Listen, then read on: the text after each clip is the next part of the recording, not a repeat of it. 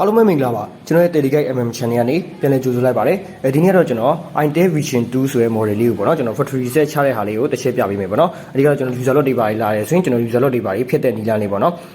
ဒီကောင်ကတော့ကျွန်တော် PC မလို့လေးပေါ့နော်ကျွန်တော် recover ကနေ factory reset တက်ချလို့ရှိရင်ကျွန်တော် log တွေပါပြတ်တယ်ပေါ့နော်သူက data လည်းပြတ်တယ်ပေါ့နော်ဟိုဒါဆိုကျွန်တော်ဒီကောင်လေးကကျွန်တော် log ကျနေတယ်ပေါ့နော် log ကျနေတယ်ဟိုဒါလေးကိုကျွန်တော်က recovery လေးဝေပြီးမှကျွန်တော် factory reset ချကြည့်အောင်ပေါ့နော်ဒါဆိုရင်ကျွန်တော်ဒီကောင်ကို power ပိတ်လိုက်မယ်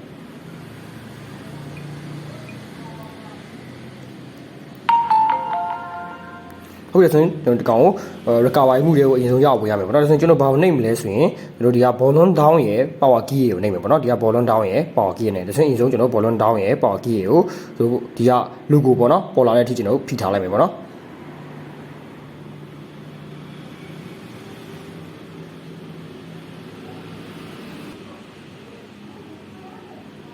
အခု logo ပေါ်လာလို့ရှိရင်ကျွန်တော် power clock ကိုလွတ်လိုက်မယ် volume down ကိုပဲဆက်ဖိထားမယ်ပေါ့နော်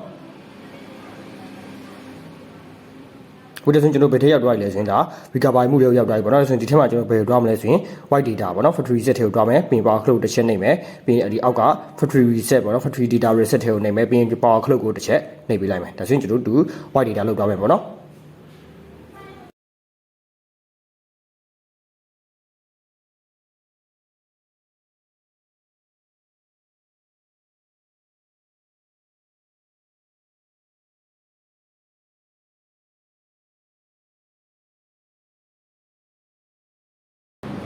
ဟုတ်တယ်ဆိုရင် complete ဖြစ်သွားပြီဆိုရင်ကျွန်တော်ထိတ်ဆုံးက reboot system ကိုတစ်ချက်နှိပ်ပေးလိုက်မယ်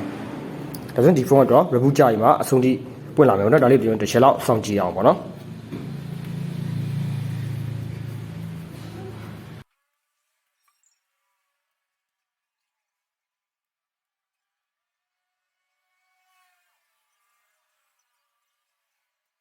ဟုတ်တယ်ဆိုရင်ကျွန်တော်ဒီဟာလေးတက်လာပြီပေါ့နော်ဆိုရင်ကျွန်တော်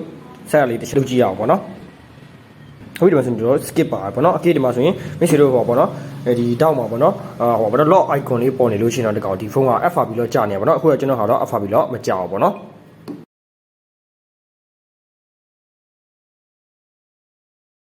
ဟုတ်တယ်ဆိုရင်ကျွန်တော်ဒါအဆင်ပြေသွားပြီပေါ့နော်ကျွန်တော် channel လေးကိုလည်း like and subscribe လုပ်ပြီးမှ APK ကြလုပ်ရပါတယ်ကျေးဇူးတင်ပါတယ်